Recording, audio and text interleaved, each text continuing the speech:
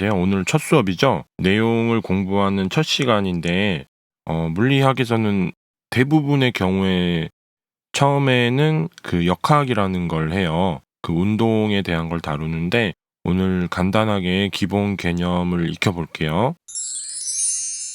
그래서 처음에는 여러 가지 운동이라고 이제 제목이 되어 있는데 먼저 운동이 뭔지를 배워볼게요.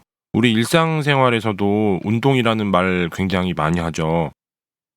그래서 일상생활에서는 건강해지기 위해 하는 그 활동 있죠? 막 주변을 뛰고 아니면 뭐 공놀이를 한다든가 이런 게 운동이죠. 근데 사실 그것도 운동이긴 한데 우리가 이 물리학 1에서 다루는 운동은 좀 더 구체적이고 좁은 범위예요. 알겠죠? 그래서 이거 말고 물체의 위치가 시간에 따라 변하는 거를 운동이라 그래요. 그리고 이제 물체라는 거는 생명과학적인 관점에서 보면은 생명체가 아닌 걸 말하는 건데 물리학에서 보면은 사실 질량을 가진 무엇이든 괜찮아요. 뭐 진짜 물체여도 되고 뭐 사람이어도 되고 동물이어도 되고 괜찮아요. 알겠죠? 그래서 위치가 시간에 따라 변하는 거를 운동이라고 해요. 이게 무슨 말이냐? 조금 약간 좀 그렇죠. 그래서 이 물체라는 게 아까도 말했지만 사람이 될 수도 있고 뭐 동물이 될 수도 있는 건데 물리학에서는 그 모양이나 뭐 이런 게 중요하질 않아요. 사실 정확히 말하자면 중요하지 않다기보다는 굳이 생각을 하지 않는 거예요. 고등학교 물리학에서는. 알겠죠? 이 물체를 질점으로 가정을 해요. 갑자기 처음 보는 단어가 나왔죠. 질점이라는 거. 이거는 뭐냐면 그 질량을 가진 하나의 점, 그 물체이긴 한데 그 물체의 모양이나 크기 이런 걸 전혀 고려하지 않는다는 소리예요. 우리가 공부하는 동안은. 점은 아무런 그 크기가 없죠. 그런 거라고 가정을 하는 거예요. 질량만 있고. 실제로는 그런 게 존재할 수가 없겠죠. 그러면은 밀도가 무한대가 되거든요. 알겠죠? 크기가 없으면은. 질점으로 가정을 해야 좀 우리가 이런 얘기를 하기가 편해요. 질량 중심의 운동만 따진다는 거예요. 막 처음부터 이상한 얘기를 하는 것 같기도 한데 그렇게 어려운 거 아니에요. 먼저 이걸 한번 생각해 볼게요. 여기 지금 지면이 있고 자동차가 하나 있어요. 자동차가 이제 운동하는 상황을 생각해 볼게요. 말 그대로 이렇게 가요. 근데 실제 자동차는 약간 덜컹거리기도 하고 바퀴도 굴러가야죠. 그렇죠? 바퀴 가만히 있는 상태로 자동차가 쭉 가진 않죠. 그래서 우리가 물리학에서 이런 운동을 생각할 때는 이 자동차를 한없이 작게 만들고 이거 어디서 많이 본 거죠? 그 다음에 자동차를 아무리 작게 해도 얘가 모양이 있죠? 그 모양도 이런 하나의 점으로 이 지금 그림에서의 점은 잘 보이라고 크기를 좀 키워놓은 거예요. 실제 점은 크기가 없겠죠. 이러한 점이 움직이는 거라고 생각을 하면 돼요. 알겠죠? 점이 이렇게 어렵지 않죠? 이런 걸 보통 얘기를 잘 안 하는데 학생들이 좀 뭐랄까 상상력이 풍부한 친구들 되게 훌륭한 학생들이에요. 그런 학생들이 질문을 할 때가 있어요. 이런 거에 대해서 그 모양이라든가 뭐 물체가 스스로 막 제자리에서 운동하는 그런 거에 대해서 미리 얘기를 드리는 거예요. 알겠죠? 우리 일상생활에서 운동이라고 부르는 것들 중에서 상당수는 물리학 1에서 다루는 운동이 아니에요. 즉, 질량 중심이 움직이질 않는 거예요. 다시 말하면 위에 나온 정의에 따르면은 위치가 변하지 않는 거. 그런 운동들이 꽤 있죠. 일상생활에서의 운동 중에서. 예를 들어볼게요. 그 운동들 중에서 뭐 실내 사이클. 이거는 위치가 변하진 않죠. 그냥 혼자서 막 이제 다리를 움직이면서 운동을 하는 거죠. 지금 말한 운동은 물리학에서의 물리학 1에서의 운동이 아니죠. 물리학적으로는 그게 운동이 맞긴 해요. 근데 물리학 1에서는 그런 운동을 다루지 않아요. 알겠죠? 그 다음에 트레드밀 알죠? 흔히 러닝머신이라고 하는 거. 네. 이것도 마찬가지로 위치가 변하는 건 아니죠. 그리고 스태퍼도 마찬가지죠. 그 계속 발 디디면서 계단 올라가는 것처럼 하는 그런 기구 아시죠? 마찬가지로 제자리 체조, 뭐 예를 들면 팔 벌려 뛰기라든가 그런 거는 위치가 변하지 않죠? 네, 이거 말고도 뭐 많겠죠? 이런 운동은 우리가 다루는 게 아니에요. 자꾸 운동이 막 아니라는 식으로 말을 했는데 그것보다는 우리가 다루지 않을 거라고 생각을 하면 편해요.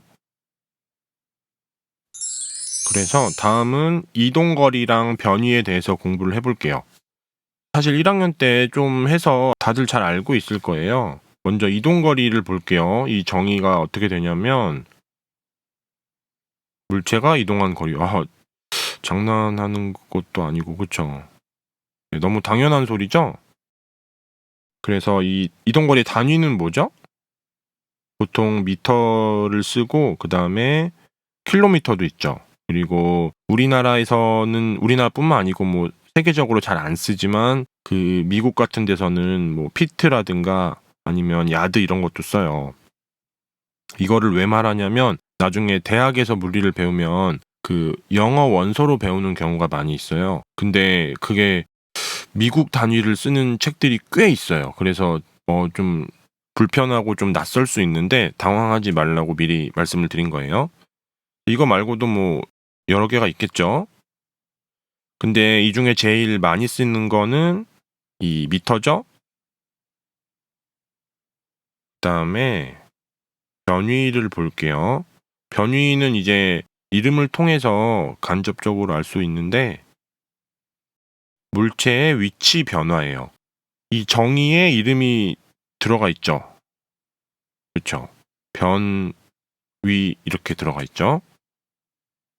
그래서 얘는 크기랑 방향 둘 다 있어요. 방향까지 고려를 해야 되는 양이에요. 알겠죠? 그래서 한번 예를 들어볼게요. 여기를 처음 위치라고 해볼게요. 그림 잘 보세요. 근데 여기 이제 사람 한 명이 움직일 거예요. 즉 운동을 한다는 소리죠.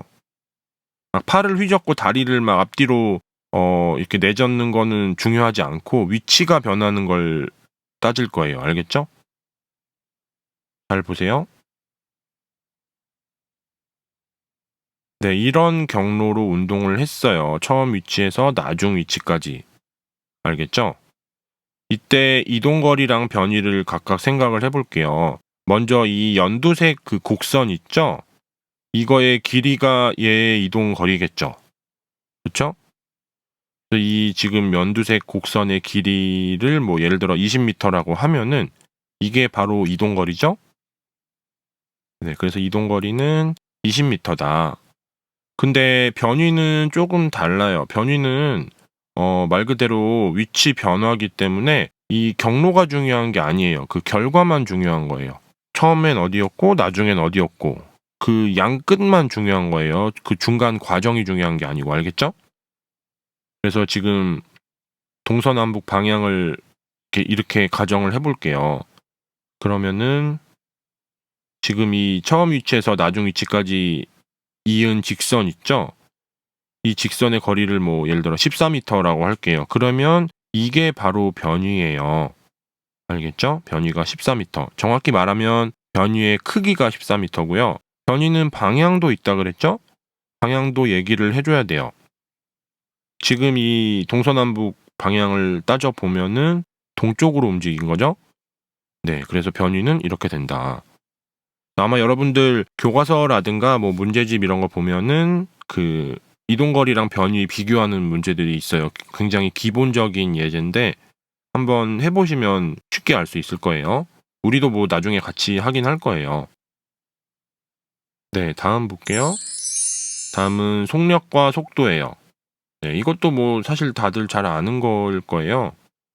먼저 속력을 보면은 속력은 물체가 얼마나 빠른지를 나타내는 정도. 뭐 상식적인 말이죠. 이 빠른지라는 단어를 조금 더 풀어서 써볼게요. 빠르게 운동하는지로. 알겠죠? 그래서 물체가 얼마나 빠른지, 즉 빠르게 운동하는지를 나타내는 정도. 다시 한번 얘기하면 운동한다는 거는 위치가 변하는 거잖아요. 그래서 얼마나 빠르게 위치를 변화시키는 건지 그 정도를 나타내는 게 속력이겠죠. 그래서 속력은 빠르기라고 생각하시면 돼요. 우리 일상생활에서도 그런 뜻으로 많이 쓰죠. 그리고 속력의 단위는 보통 미터 퍼 세크를 많이 쓰고요. 1초당 몇 미터를 가느냐 이거를 제일 많이 써요. 근데 일상생활에서는 이 단위보다 더 많이 쓰는 게 있죠. 시속 몇 킬로미터냐, 그쵸? 1시간에 몇 킬로미터를 가느냐. 이거 말고도 있겠죠. 그 다음에 속도를 볼게요. 속력이랑 속도랑 비슷하면서도 좀 달라요. 먼저 속도 정의를 보면은 물체가 얼마나 빠르게 운동하는지를 나타내는 정도. 뭐야, 똑같잖아. 근데 이게 끝이 아니에요. 뭐가 빠졌어요. 뭐가 빠졌을까요? 어디로 가는지를 또 알려줘야 돼요. 알겠죠? 어디로 얼마나 빠르게 운동하는지를 나타내는 정도가 속도다. 아셨죠? 그래서 이걸 이렇게 옮겨 볼게요. 근데 뒤에 잘리니까 조금 줄여 볼게요. 그래서 속도는 빠르기인데 여기다가 방향까지 더해야 된다. 아셨죠? 어렵지 않죠? 보통 책에는 이렇게 정의가 안 나와 있을 건데 저는 좀 다르게 진행을 할게요. 책이나 뭐 교과서, 책이 교과서죠? 책이나 문제집이랑 다르다고 이렇게 뭐야 이렇게 생각하시면 안 돼요. 알겠죠? 그래서 속도 단위도 마찬가지로 똑같죠. 미터 퍼 세크나 킬로미터 퍼 아워. 이런 것들을 써요. 뭐 기타 다른 것도 있겠죠. 그래서 좀 TMI를 또 얘기해드리면 속력은 영어로 보통 speed라고 해요. 다들 아는 단어죠. 그러면 속도는 영어로 뭘까요? 이 속도 영어 단어의 앞글자를 따서 우리가 속도 관련된 식에 이 문자를 많이 써요. 알파벳인데 그 V로 시작하는 단어예요. 그래서 속도는 velocity라는 단어를 써요. 사실 두 단어가 둘 다 원래 빠르기라는 뜻이에요. 근데 어원이 하나는 스피드는 그 게르만어 어원이고 그 velocity는 라틴어 어원이에요. 원래 뜻은 둘 다 빠르기인데 완전히 똑같진 않게 된 거죠. 그래서 TMI는 이제 여기까지 하고요. 좀 더 얘기를 하면은 우리 일상생활에서는 속력이랑 속도 거의 구분을 안 하죠. 그리고 속력보다는 속도라는 말을 오히려 더 많이 쓰죠. 그래서 책에 그 교과서에도 나와 있는데 그 자동차의 속도계라는 거는 사실 속도보다는 속력을 알려주는 거죠. 속도의 크기만을 알려주는 거죠. 그게 바로 속력이죠. 그래서 속도계라는 표현보다는 속력계가 더 정확한 거죠. 일상생활에서 쓰는 속도라는 단어랑 이 물리학에서의 속도랑은 다를 때가 종종 있어요. 그러니까 유의를 해주시고요. 그래서 속력이랑 속도에 대해서 얘기를 했는데 조금 더 얘기를 해볼게요. 속력이 이렇게 끝나는 게 아니고 여러분들 책들을 보면은 두 가지로 나뉠 거예요. 속도도 마찬가지로. 이게 어떻게 되냐면 순간 속력이랑 평균 속력 이렇게 있어요. 속도도 마찬가지로 순간 속도, 평균 속도 있고요. 순간 속력이 뭔지 좀 볼게요. 어떤 순간에 빠르기죠. 뭐 당연한 소리죠. 그래서 예를 들어 볼게요. 뭐 예를 들면은 1초 때 자동차의 속력. 뭐 문제에서 주어진 상황에 따라서 뭐 다르겠지만 이런 식으로 얘기를 할 수 있겠죠?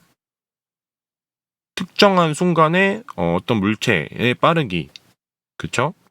그래서 뭐 이게 예를 들어서 뭐 20m per sec다 라고 얘기를 할 수가 있겠죠. 그 다음에 이제 평균 속력인데 우리 평균 뭔지 다들 잘 알죠? 뭐 예를 들어 여러분들 시험을 보고 난 다음에 요새는 그 등급 평균을 많이 내요. 예전에 저 때는 등급 말고 그 이제 그냥 점수 자체를 평균을 많이 냈는데 요새는 등급 평균을 더 많이 내더라고요. 근데 만약에 등급이 전부 다 1등급이면 평균 낼 필요 없죠. 그렇죠. 근데 전부 다 1등급이 아니면은 평균을 내야겠죠. 이제 속력이 변하는 경우에 평균 속력을 따지겠죠, 보통.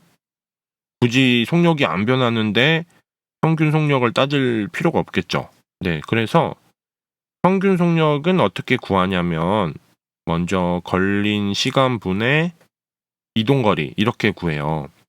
아마 이거 중학교 때도 좀 했을 거예요. 별로 어려운 건 아니에요. 그래서 예를 들면 예를 들어 뭐 2에서 5초 동안 비행기의 속력, 이거는 이제 걸린 시간이 딱 그 구간으로 되어 있는 거죠. 앞에 순간 속력은 딱 어떤 한순간이니까 그 시간이 얼만큼인지를 하는 게 아니고 정확하게 언제인지를 말을 해야 되는 거고, 평균 속력은 이 구간이 있는 거죠. 그래서 2에서 5초 동안 걸린 시간은 그럼 3초인 거죠. 네, 뭐 예를 들면은 뭐 150m/s다 이렇게 얘기를 할 수 있겠죠. 그냥 제가 마음대로 값을 그냥 넣은 거예요. 좀 그럴듯한 값을. 네, 이게 순간 속력이랑 평균 속력이고요. 다음에 순간 속도를 볼게요. 먼저 이것도 역시 어떤 순간의 빠르기인데 위에 다시 한번 기억을 해보시면 빠르기에다가 뭐까지 있어야죠? 네, 방향까지 있어야죠. 그렇죠? 예를 들면은 뭐 1초대 자동차의 속도 하면은 아까는 속력일 땐 20m/s 이렇게 얘기하면 됐는데 여기다가 뭐 북서쪽으로 이렇게 예를 든 거예요. 그냥 이런 식으로 얘기를 해야겠죠. 그 다음 평균 속도 볼게요. 평균 속도는 네, 마찬가지로 속도가 안 변하면 굳이 평균이라는 걸 뭐 따질 필요가 없어요. 근데 속도가 변하면은 이걸 따질 필요가 있는 경우가 있겠죠. 그래서 평균 속도의 정의는 역시 걸린 시간분의 위에가 달라요. 변위예요. 네, 앞에 배운 거 있잖아요. 그쵸? 그게 딱딱 두 개가 대응을 하는 거죠. 그래서 예를 들면은 뭐 2에서 5초 동안 이번에는 뭐 자전거의 속도라고 할게요. 우리나라가 또 자전거의 나라잖아요. 그쵸? 그래서 보면은 아까 비행기 같은 경우 그냥 이 150m/s다 이렇게 말하기만 하면 됐는데 자전거의 속도라고 했잖아요. 그럼 뭐 7m/s 이렇게 말하면 끝이 아니고 여기다가 뭐 남쪽으로 이런 말을 붙여줘야겠죠. 어렵지 않죠? 이게 속력과 속도고요. 다음 한 가지만 더 해볼게요. 그 다음 거는 가속도죠. 교과서랑 순서가 약간 달라요. 교과서는 먼저 저 속력, 속도 얘기하고 운동 종류에 대해서 좀 얘기하고 다시 가속도를 얘기하는데 저는 개념을 먼저 다 하고 그 다음에 사례들을 설명을 할게요. 다음 시간에. 알겠죠? 가속도라는 것도 많이 잘 알고 있을 텐데 먼저 정의부터 볼게요. 가속도라는 거는 물체의 속도가 얼마나 빠르게 변하는지를 나타내는 정도예요. 여기서 어떤 게 중요한 단어일까요? 이거죠. 변하는지. 네, 속도가 변하는 거를 따지는 거예요. 그래서 가속도 정의를 이제 먼저 얘는 식부터 좀 얘기를 할게요. 그래서 가속도는 영어로 acceleration이고, 예, 이 단어도 알죠? 보통 그 식으로 쓸 때는 가속도는 A로 많이 써요. 네. A가 아닌 경우는 한 번도 본 적이 없는 것 같은데, 그래서 얘는 역시 시간분의 위에는 속도 변화예요. 알겠죠? 네, 그래서 속도 변화인데 이 가속도의 단위를 또 한번 얘기해야겠죠? 먼저 속도 변화 단위는 당연히 속도 단위겠죠. 미터 퍼 세크를 많이 쓰고 시간 단위는 보통 초를 많이 써요. 그러면은 이거를 그냥 분수라고 한번 생각을 해보세요. 단위 자체를. 네, 그러면 저걸 계산을 해보면 뭐 실제로 계산을 하는 건 아니죠. 해보면은 이런 단위가 나와요. 미터 퍼 세크 제곱이라고 보통 많이 부르는데 네. 그래서 가속도의 단위가 이거고 그 다음에 이 속도 변화가 어떤 건지 한번 좀 생각을 해볼게요.